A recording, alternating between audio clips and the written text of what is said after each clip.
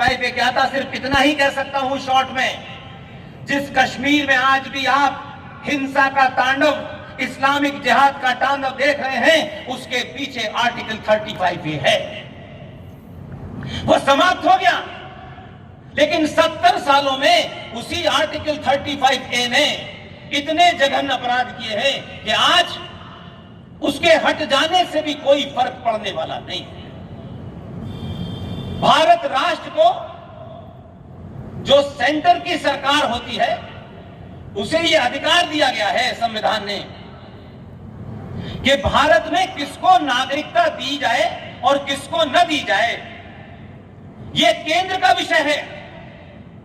लेकिन article 35A ने कश्मीर की सरकार को यह ताकत दी संवैधानिक तौर पे कि आप जिसको चाहे नागरिकता दे सकते हैं और जिसको चाहे नागरिकता नहीं दे सकते।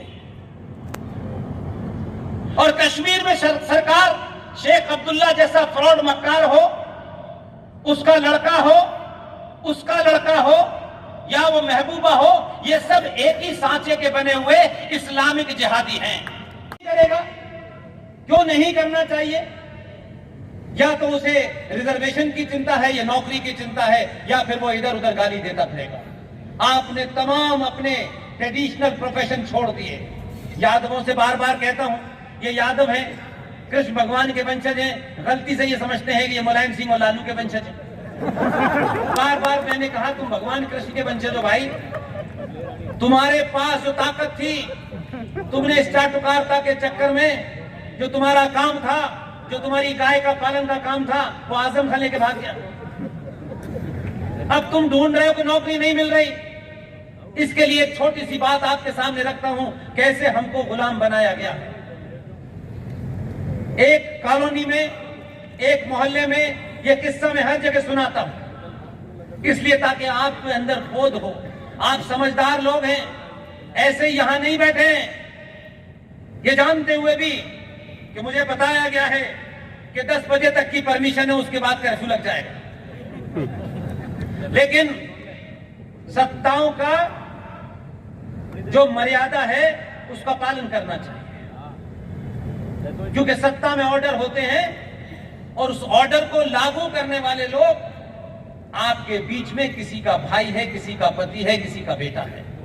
अगर उसने खाकी वर्दी पहन ली है, इसका मतलब यह नहीं है कि उस खाकी वर्दी के अंदर सनातनी नहीं छुपा हुआ है।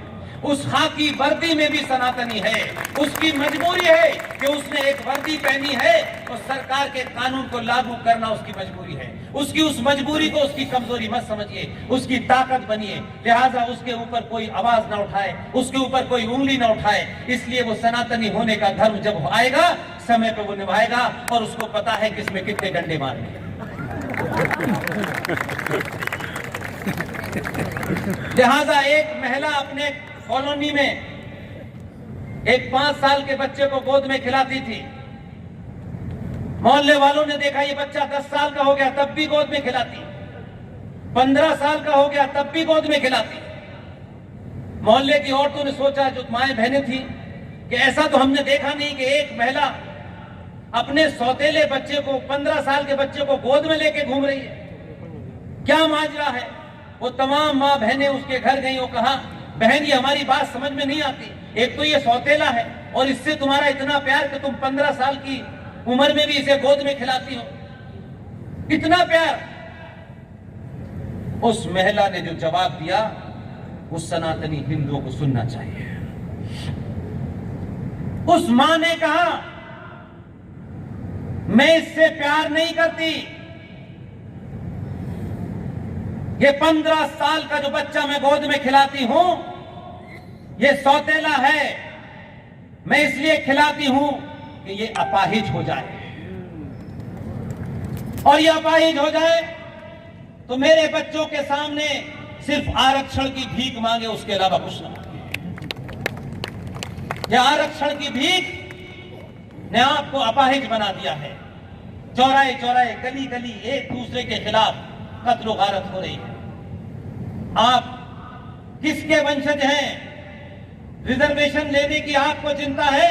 आपने दुनिया को, जब पूरी दुनिया की इकोनॉमी थी तब आपका 33% का कंट्रीब्यूशन था और आप आज रिजर्वेशन पे उतर आए। कहां से चले थे, कहां गए? इसलिए अपने अंदर पुरुषार्थ पैदा कीजिए और दुनिया को बताइए कि हम चचा नेहरू और लंगोटी वालों की संतानें नहीं हैं, हम छत्रपति शिवाजी महाराज की संतानें हैं, हम सुभाष की संतानें हैं। इसका बोध करिए। इसलिए जब वो समय आया तो देखिए सरदार ने अपना काम कर